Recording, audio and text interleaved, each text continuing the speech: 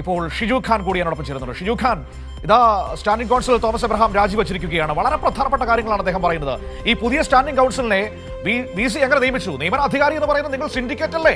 സിൻഡിക്കേറ്റിന്റെ തീരുമാനമില്ലാതെ എങ്ങനെയാണ് വി സിക്ക് പുതിയ സ്റ്റാൻഡിംഗ് കൗൺസിലിനെ നിയമിക്കാൻ കഴിയുന്നത്? ഇത് എന്താണ് സർവകലാശാലയിൽ നടക്കുന്നത്? ഇത് ഗുരുതരവും അസാധാരണവുമായ ഒരു സാഹചര്യമാണ് ഇപ്പൊ കേരള സർവകലാശാലയിൽ നിന്ന് പുറത്തുവരുന്നത്.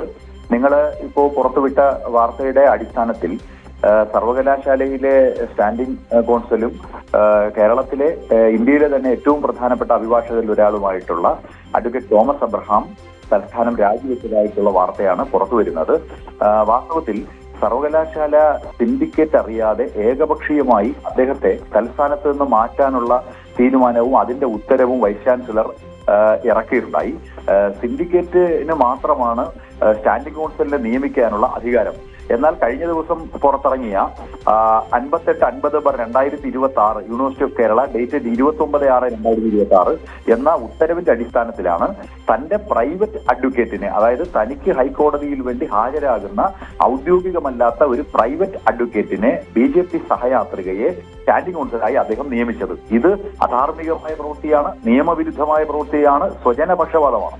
കേരള സർവകലാശാല സ്റ്റാറ്റ്യൂട്ട് ചാപ്റ്റർ 40 അതിൽ ലീഗൽ അഡ്വൈസർ ആൻഡ് സ്റ്റാൻഡിംഗ് കൗൺസിലിന്റെ നിയമനത്തെ കുറിച്ച് പറയുന്നത് it shall be competent for the syndicate to appoint a legal adviser and standing counsel for the university for such period on such terms as it may decide and to perform duties as it may from time to time decide എന്നാണ്. സർവകലാശാലയുടെ standing കൗൺസിലിനെ നിയമിക്കാനുള്ള അധികാരം, കാലാവധി നിശ്ചയിക്കാനുള്ള അധികാരം, വ്യവസ്ഥകൾ തീരുമാനിക്കാനുള്ള അധികാരം, ഇതെല്ലാം സിൻഡിക്കേറ്റിനാണ്.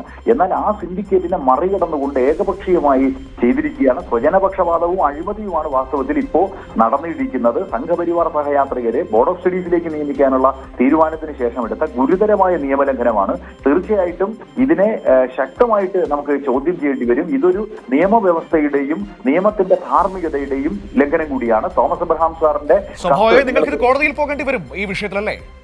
അല്ല, പിന്നെ യൂണിവേഴ്സിറ്റിയുടെ സിൻഡിക്കേറ്റ് മെമ്പർ കൂടിയായ സിൻഡിക്കേറ്റ് തന്നെ ഇക്കാര്യത്തിൽ കോടതിയിൽ നിയമപരമായ നടപടികൾ ആരംഭിച്ചു കഴിഞ്ഞു.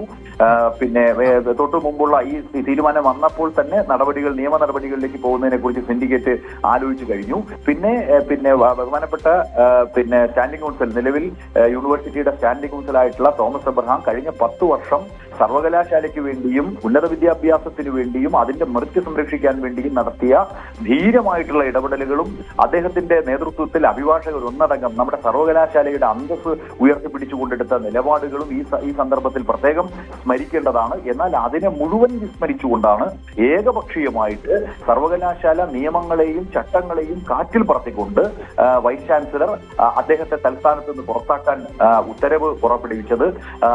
BJP സഹയാത്രികയെ തൽസ്ഥാനത്ത് പ്രതിഷ്ഠിക്കാൻ തീരുമാനമെടുത്തത്.